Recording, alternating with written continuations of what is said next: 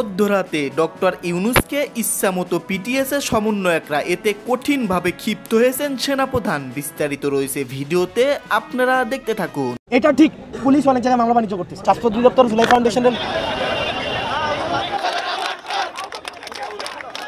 বাসভবনের সামনে আন্দোলনরত যারা রয়েছেন তারা কিন্তু রয়েছেন এবং একজনকে অসুস্থ অবস্থায় নিয়ে যাচ্ছে। আবার আরে ভাই আমি হসপিটালে ভর্তি, আমার আবার হচ্ছে আমার এসের কি ভালো লাগবে।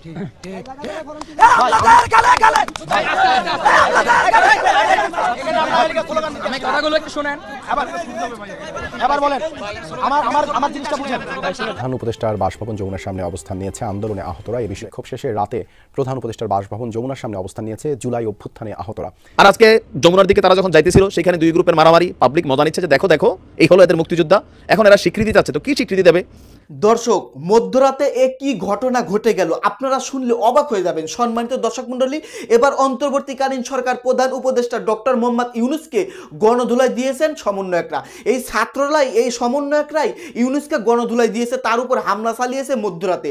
সম্মানিত দর্শক মণ্ডলী, সমন্বয়ক হাসনাত আবদুল্লাহ, অন্যতম প্রধান সমন্বয়ক হাসনাত আবদুল্লাহ, তিনি সেখানে কি বলতেছেন মধ্যরাতে গিয়ে গণভবন অর্থাৎ ডক্টর ইউনূসের বাড়ির সামনে গিয়ে। সম্মানিত দর্শক, আজকের কথাগুলো শুনলে, আজকের এই ভিডিওর তথ্যগুলো শুনলে আপনারা অবাক হয়ে যাবেন ডক্টর ইউনূসকে কিভাবে গণপিটানি দিল এই সমন্বয়করাই। দর্শক মণ্ডলী, ইতিমধ্যেই সেনাপ্রধান জেনারেল ওয়াকারুজ্জামান কঠিনভাবে ক্ষিপ্ত হয়েছেন, ডক্টর ইউনূসের বিরুদ্ধে অ্যাকশনে যাচ্ছেন। কারণ ডক্টর ইউনূসের সমস্ত গোপন তথ্য ফাঁস করে দিয়েছেন সমন্বয়ক হাসনাত আবদুল্লাহ। তাছাড়া শিক্ষার্থীরা ইউনূসের উপর কঠিনভাবে ক্ষিপ্ত হয়েছেন। তো দর্শক, বেশি কথা বাড়াবো না, আমরা সরাসরি মূল ভিডিওতে চলে যাই। আপনারা মনোযোগ সহকারে ভিডিওগুলো সম্পূর্ণ দেখতে থাকুন। কথা দিলাম তো, হ্যাঁ কিসের স্বীকৃতি চাচ্ছ? মানে ৭১ তারা তো ছিল মুক্তিযোদ্ধা, তো ২৪-এর অভ্যুত্থানে যারা আহত তাদের স্বীকৃতি স্বরূপ কি নাম আসতে পারে কমেন্টে জানাইতে পারেন। স্ক্রিনের এক অংশে যে দৃশ্য দেখছেন এটা হচ্ছে আমাদের প্রধান উপদেষ্টার বাসভবনের দিকে, মানে খুব কাছাকাছি এরিয়াতে দুইটা গ্রুপ, দোনো গ্রুপে আহত। এক গ্রুপ হচ্ছে তোরা যাবি না, আরেক গ্রুপ হচ্ছে আমরা যাব।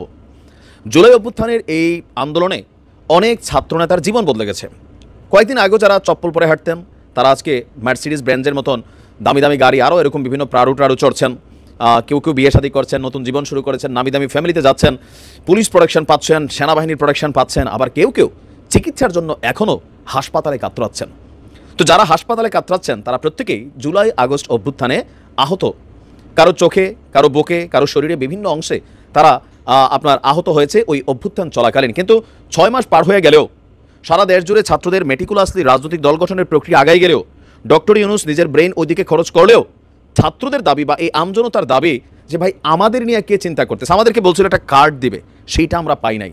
ভিক্ষায় নামছে একজন শহীদের স্ত্রী, দেখছেন তো, মারা গেছে, ওই পরিবারের খবরই নাই। জুলাই অভ্যুত্থানের এই যে মেডিকেলের ইস্যুতে দায়িত্বপ্রাপ্ত ফান্ডান্ডের সার্জিস ওইখান থেকে বের হয়ে রাজনৈতিক দল নিয়ে ব্যস্ত, আসিফ তারা লাল গালিচা নিয়ে ব্যস্ত, ডক্টর ইউনূস ছাত্রদের রাজনৈতিক দল গোছাইতে ব্যস্ত। আসলে এই ফলাফলগুলোর পরিণতি কোন দিকে যাবে? এদের দেখা স্বাভাবিকভাবে যারা আমজনতা তাদের মধ্যে এই বিষয়গুলো যে কারা বেশি পাইলো কারা কম পাইলো এটার এখন ক্যালকুলেশন তৈরি হয়ে যাচ্ছে। আর আজকে যে গতকালকে থেকে তারা রাজপথে নামলো, এদের কাছে কেউই যাচ্ছে না এখন আর। কারণ দিন শেষে এসব আহতদের বেইল হবে, আওয়ামী লীগ ক্ষমতায় আসলে প্রত্যেকটা নিয়ে জেলে ঢুকাবে, আর এই সরকার ক্ষমতায় থাকতেও এক একটা হাসপাতালে পড়ে থাকবে, পঙ্গু হবে, লাঙ্গ হবে, পাঙ্গ হবে। এছাড়া আমার কাছে মনে হয় না যে এদের কপালে আর ভালো কোনো কিছু আছে। যদি থাকতোই তাহলে কেন এদেরকে এখনও রাস্তায় নামতে হচ্ছে ৬ মাস পরেও? কেন এদের জন্য যে টাকা পয়সাগুলো আছে এগুলো দেওয়া হচ্ছে না? ফান্ডে তো অনেক টাকা, এগুলো নিয়ে হাসনাত সার্জিসদের মতন কেউ কেন দায়িত্ব নিচ্ছে না? আর আজকে যমুনার দিকে তারা যখন যাইতেছিল সেখানে দুই গ্রুপের মারামারি, পাবলিক মজা নিচ্ছে যে দেখো দেখো এই হলো এদের মুক্তিযোদ্ধা। এখন এরা স্বীকৃতি চাচ্ছে, তো কি স্বীকৃতি দেবে? এই আন্দোলনের মধ্যে আবার দেখলাম ৭ উপদেষ্টা বৈঠকে বসছে, বলতেছে এদেরকে ১০ লাখ এককালীন দেওয়া হবে, এটা হবে সেটা হবে। কথা দিলাম তো, কথার মধ্যে তো রয়ে গেছে এদের অভিযোগ যে কালকে থেকে আমরা রাজপথে নামছি, জনগণের কথা চিন্তা করে রাজপথ ছেড়ে দিয়েছি, কিন্তু আমাদের জন্য আসলে কারোর কি কোনো কিছু আছে? আর দর্শক, সুচিকিৎসা রাষ্ট্রীয় স্বীকৃতির স্বাস্থ্য কার্ড পুনর্বাসন ক্ষতিপূরণের দাবিতে বৈষম্য বিরোধী ছাত্র আন্দোলনে আহতরা প্রধান উপদেষ্টার বাসভবন আপনার যখন ওইখানে রওনা হয়েছে তখনই পথে ব্যারিকেড দিয়ে বাধা হয়েছে পুলিশের। আর এর পরবর্তী সময় এই কিছুক্ষণ আগে দুই গ্রুপের মধ্যে এখানে আইসা দেখলাম যে মারামারির মতন অবস্থা। এক গ্রুপ উপদেষ্টার বাসভবন প্রোটেক্ট করতে চাচ্ছে, এরা হচ্ছে সুবিধাভোগী, আর আরেক গ্রুপ বাসভবনের দিকে অবস্থান নিতে চাচ্ছে, এরা হচ্ছে সুবিধা পাচ্ছে না। এই যে বিষয়গুলো, এগুলো বাংলাদেশের কাছে কি মেসেজ দেয়? ডক্টর মোহাম্মদ ইউনূস নিজের জন্য মাশাআল্লাহ যতটুকু করে ফেলছেন, ছাত্ররা নিজেদের আখের যতটুকু গোছাই ফেলছেন, এই পোলাপাইনগুলোর কী অবস্থা? এদের কি কোনো মূল্যায়ন হচ্ছে? কয়েকদিন পরে পরে এরা রাত্রেবেলা রাস্তায় নামে। আগে দেখতাম সার্জিস হাসনাত যাইতো, ফুটবল খেলতো, এখন আসলে এদের এইসব খেলাখেলির টাইম নাই। তো এদের আসলে বিষয়গুলো দেখবে কে? আশ্চর্য বিষয় না এটাই, যে ডিম পারে হাসে, খায় কিন্তু বাঘ ধাসে। যারা এখন নেতৃত্বে আছে তাদের শরীরের মধ্যে ওই ডিবি অফিসে গিয়া যদি ওই দিন রাত্র না আসতো, তাহলে এক একজন হয়তো এরকম আহত হইয়া এরকম হাসপাতালে পড়ে থাকতো, পাবলিক পাত্তাও দিত না, চিন্তাও না। আমরা জোর দাবি জানাচ্ছি, যারা আহত তাদের সুচিকিৎসা রাষ্ট্র করতে হবে। হাসিনাকে ফালাইয়া না আমাদের আসলে ভুল হয়ে গেছে। ভুল যদি নাই হইতো তাহলে রাতের একটা এসে আমি এখানে আপনাদের সাথে কথা বলা লাগে না। এই শরীফ, তুই আসিস এখানে, ওর সাথে আমার যোগাযোগ হয়। শরীফ আমাকে ফোন দিয়ে এখানে, আমি পিজি হসপিটালে, সিএমএইচে, নিটুরে, এনআইইউতে, আমি গতকালও 4টা পর্যন্ত আপনাদের ওখানে ছিলাম। কোথায় ছিলেন? ওই যে আপনাদের ওই যে ইয়াতে, আমদাদ কোথায়? আমদাদ এখন মানে বাসায়। আমি 4টা পর্যন্ত ওখানে, আপনারা যারা গাড়ি আটকাইছিলেন, আমরা রাজি হই নাই। যে রাজি, আমি তো বলিনি আপনি রাজি হয়েছেন। একটা গাড়ি আটকাইছিল না, ওই একটা এক্স আর্মি অফিসার ছিল, ছিল না? আমি ঠিক ওই সময় আমি গেছিলাম, মাহিন গেছিলাম। একটা বিষয় আমি কি বলছি, এটা আমার সফলতা। এই সরকার এটা পারে নাই, সিম্পল, এটা পারে নাই। ওনারা কেন পারে নাই বলি, এখানে আমলাতান্ত্রিক যে একটা জটিলতা, এখানের যে আমলারা আছে, ওই আমলারাতে বিপ্লবকে এরা মানেই না। ভাই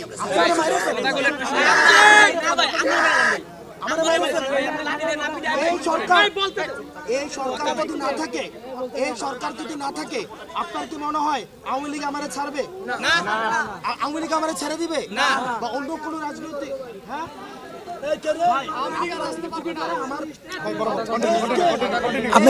সরকার এখানে শরীফও ছাড়বে না, আপনারাও ছাড়বে না।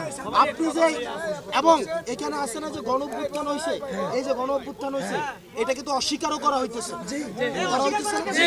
হইতেছে কিনা? ভাই আমি আপনার একটা কথা লিখে দিই, আপনি আমারে, ভাই আমি পারলে এটা করতে পারি, কি করতে পারি জানেন? কিছু অস্ত্র কিনে আপনাদের কিছু অস্ত্র দেই, আমি নিজে কিছু অস্ত্র নেই, অস্ত্র কিনা নিয়ে তারপর হচ্ছে এই যে সচিবগুলারে ধরি, এই ইয়াগুলারে ধরি, এখন টাকা দিবি, এটা করতে পারি। আমার এইটাই করার আছে। আমরা চাইছিলাম কি দেশটা সুন্দরভাবে চলুক, এই কারণে তো উপদেষ্টারা সৎ উপদেষ্টারা দিলাম। আর সৎ উপদেষ্টারা যেহেতু আমলা নির্ভর হবে, এটা তারা আমরা বুঝি নাই। তারা দেখি হচ্ছে আরো বেশি তারা নিয়মতান্ত্রিক।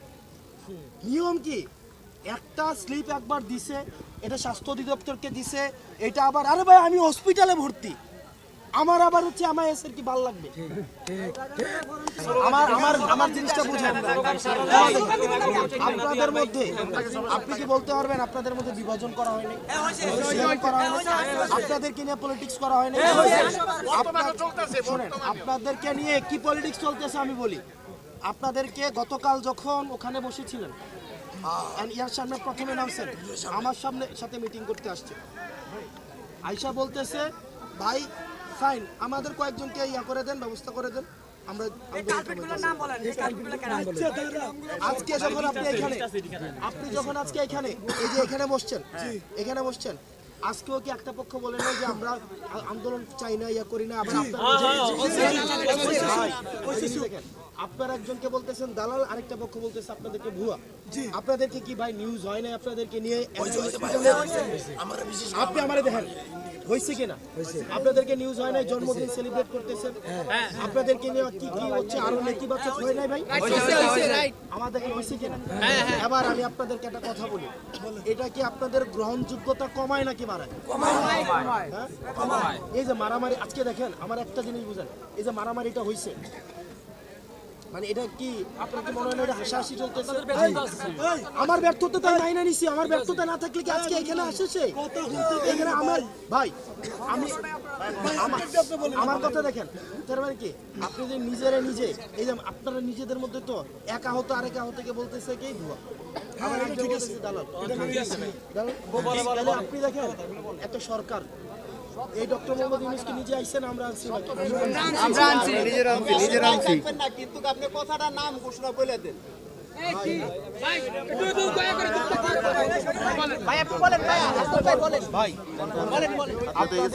আমি শুধু আমি মেন কথা হচ্ছে আপনারা যে কাজটা করছেন, এটা হচ্ছে কি জানেন, এই জায়গাটা এই যে সারাদিন ওখানে বসেছিলেন, আপনাদের কি পুলিশ উঠাইছে? আপনারা যে ওখানে আন্দোলন করছেন পুলিশ উঠাইছে? জনদুর্ভোগ হয়েছে কিনা? উঠাইছে না? মানে জনদুর্ভোগ তো হয়েছে, পুলিশকে উঠাইছে, কিন্তু পুলিশ, কারণ পুলিশ আপনাদের কই ইয়াটা করে। কিন্তু আজকে যে এখানে আসছেন ভাই, এই জায়গাটা মানে বাংলাদেশ, আপনি যদি আমার কথা প্রত্যেকটা কথা যদি আপনি ধরেন, আপনি ধরতে পারবেন। আপনি যদি আপনি যদি আমার প্রত্যেকটা কথার ভুল ধরেন, প্রত্যেকটা কথার যদি আপনি ভুল ধরেন, আপনি ধরতে পারবেন। কারণ এখানে আপনারা যারা আছেন আমার থেকে সাহসী বলে আপনি আহত। আমি আপনার মতো না বলেই আপনাদের থেকে আবার যারা বেশি সাহসী ছিল তারা শহীদ হয়েছে। ভাই আমি তো মাইনেই নিচ্ছি, আমি তো মনে হয় মাইনে নিচ্ছি না। আপনি আমার কন্ত কোনো ঝামেলাতে আপনি আমার এমন হয়েছে পান নাই? হ্যাঁ পান নাই? এই যে শরীর পান নাই আপনি আমার। আর আমার কথা হচ্ছে ভাই একটা জিনিস বুঝতে হবে, সব কিছুর একটা সিস্টেম আছে। আমি যে আজকে এখানে আসলাম, এই যে প্রধান উপদেষ্টার বাসার সামনে, আপনি বুঝতেছেন ইন্টারন্যাশনাল এটার ইয়াটা কি হইতেছে? আপনি দেখেন শরীফ, তুমি বুঝার মানুষ। শরীফ শুনেন ভাই, আপনারা বুঝার মানুষ। ভাই শুনেন ভাই, একটা উপদেষ্টা ওখানে যাইতো, আবার আপনাদের পক্ষেরও তো আছে যে উপদেষ্টার সাথে গিয়ে মিটিং করে। ভাই আপনি বলেন এবার দেখেন তার মানে কি ভাই? ভাই দেখেন তার মানে কি? ভাই ক্লিয়ার করতেছি ভাই, তার মানে কি ভাই? উপদেষ্টারাও তো একটা সিস্টেমেটিক ভাবে কাজ করতে হবে। এখন দেখেন ভাই শুনেন, উপদেষ্টা আপনি বলবেন কালকে কি সচিবালয়ে আপনি টেন্ডারবাজি করবেন, উপদেষ্টারও তো একটা সিস্টেমেটিকই আছে। ভাই শরীফ ভাই, আমি যদি এটা হয় বাতিল হবে। আমার প্রশ্ন হচ্ছে আপনি যে ওই যে নিটোরের সামনে ছিলেন, তারপর হচ্ছে এখানে ছিলেন সারাদিন, গত 36 ঘন্টা তো ছিলেন, আপনাদের কি কোনো পুলিশে আপনাকে কিছু বলছে? বলে নাই তো ভাই। এখন দেখেন আপনাদের মধ্যে উপদেষ্টার সাথে পার্সোনাল যোগাযোগ করে। হ্যাঁ এটা আমরা মানি। আচ্ছা আমার সাথে রিপ্লাই করেন না, কথাটা শুনেন। আপনাদের মধ্যে আমাদের সাথে এসে আলাদা মিটিং করেন। আপনি আমারে বলেন এই যে আপনাদেরকে ব্যবহার করতেছে, আপনি কি জানেন? হ্যাঁ আমরা সুযোগ দিলে তো ভাই, সুযোগ দিলে তো হচ্ছে ওদেরকে আলাদা ইয়ে করে ফেলতে। আপনারা একটা প্রেস ব্রিফিং করে এই দাঁড়াও ভাই, এবার আপনারা কইতেছেন কি রাষ্ট্রীয় স্বীকৃতি? ভাই আচ্ছা কথা ইয়া করি, এখানে কামরুল ভাই না আপনার নাম? আচ্ছা ভাই এবার আমি বলতেছি সমস্যাগুলোর কথা, আপনি আমারে গালাগালি করলে পারেন। আমার ভাই আর আমাদের ভাই কি হয়েছে জানেন কামরুল ভাই? আমাদের ভুল হয়েছে একটা জিনিস, এক হচ্ছে শহীদ না হয়ে আমাদের হচ্ছে আল্লাহ আমাদেরকে নসিবে দেয় নাই, অপরাধ হয়ে গেছে। আর এক হচ্ছে হাসিনাকে যে ফালাইছি, এটা আমাদের অপরাধ হয়েছে। অপরাধ না হইলে আজকে রাতের একটা সময় থাকবো কেন? হাসিনাকে ফালাইয়া না আমাদের আসলে ভুল হয়ে গেছে। ভুল যদি নাই হইতো তাহলে রাতের একটা এসে আমি এখানে আপনাদের সাথে কথা বলা লাগে না। ভুল হয়েছে দেখে তো ভাই আপনি আমার গালাগালি করেন। ভুল হয়েছে বলে যাই, হ্যাঁ ভুল হয়েছে বলেই তো ভাই আপনারা আমাকে। এবার আমার কথা শুনেন, ভুল কথা জান ভাই। এবার আপনারা কি নিটোরে এনআইইউতে ধরেন, এনআইইউতে রুগী আছে কত? 99 জন না? আমার কথা বুঝেন, এনআইইউতে রুগী আছে কতজন? 99 জন। প্রত্যেকদিন 100 জন। শুনুন আমার কথাটা বুঝেন, 100 জনের মধ্যে প্রত্যেকদিন সকালে 40-50 জন বের হয়ে যায়, সারাদিন ঢাকায় ঘুরে এটা সেটা করে, আবার রাতে বেড়ে গিয়ে ঘুমায়। আছে না? আপনি কি অস্বীকার করতে পারবেন? আছে কিনা শরীফ? আছে না? আচ্ছা আছে কিনা? আমার কথা বুঝেন, আমার কথাটা বুঝেন ভাই। 2 নাম্বার বিষয়, আপনাদের মধ্যে নিতরে আছেন এখন ক্যান্টিন চালায়, রুগীর হচ্ছে ইয়া করে। আপনি আমারে বুঝেন, আমার একটা জিনিস বুঝেন, আমাদের আহত ভাইরা যারা ছিল তারা আরো দায়িত্বশীল হওয়ার কথা ছিল না? হওয়ার কথা ছিল কিনা? এখন এই বিষয়গুলো যখন আসে তখন এই বিষয়টা কেমন ভাবে আমাদেরকে আঘাত করে চিন্তা করেন। আপনারা ইউনাইটেড ভাবে না থাকলে নাই, ইউনাইটেড ভাবে আপনারা কিছু দাবি দিচ্ছেন স্বীকৃতি।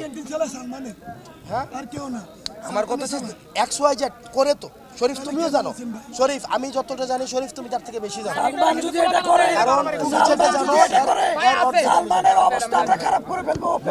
ভাই শোনো, শরীফ আর কামরুল ভাই, আমি আহত সম্পর্কে যা জানি তার থেকে বেশি আপনারা জানেন। জানেন ভাই, আপনার মূল পয়েন্টে জানা। আপনি যে রাষ্ট্রীয় স্বীকৃতি চাইতেছেন, এটার সাথে তো এটা তো প্রথম দাবি আমরাই করলাম, কারণ আমার আহত ভাইয়ের রাষ্ট্রীয় স্বীকৃতি লাগবে। আমরা এটা ভাই, এটা আমাদের বাচ্চা থাকার জন্য প্রোক্লেমেশন আমরা আদায় করব। আমি তো বলছি তো ভাই এটা আমার তো ভাই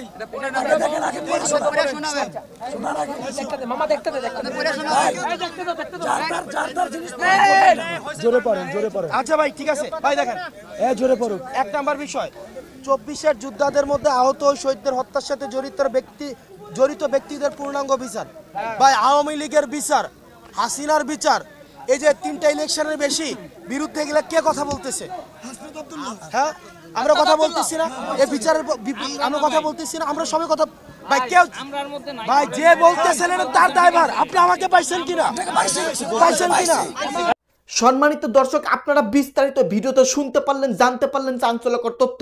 এবার ডক্টর ইউনূসের হয়তো বিদায় ঘন্টা বেজে উঠেছে, তিনি আর হয়তো ক্ষমতায় বেশিক্ষণ থাকতে পারবেন না। কারণ মধ্যরাতে সমন্বয়করা, ছাত্ররা, যার পাওয়ারে ইউনূস এতদিন ক্ষমতায় টিকে ছিল, তারাই তার উপর ক্ষিপ্ত হয়ে গেছেন, তার উপর বিরক্ত হয়ে গেছেন। মধ্যরাতে সমন্বয়ক হাসনাত আবদুল্লাহ সেখানে গিয়ে প্রতিবাদ করতেছেন। সম্মানিত দর্শক, যাই হোক, এই সম্পর্কে যদি আপনারা কিছু বলতে চান, আপনাদের মূল্যবান মতামত ভিডিওর কমেন্ট বক্সে অবশ্যই লিখে ঝটপট জানিয়ে দিবেন। ভিডিওর সঙ্গে সম্পূর্ণ আকারে থাকার জন্য আপনাদের সবাইকে অসংখ্য ধন্যবাদ।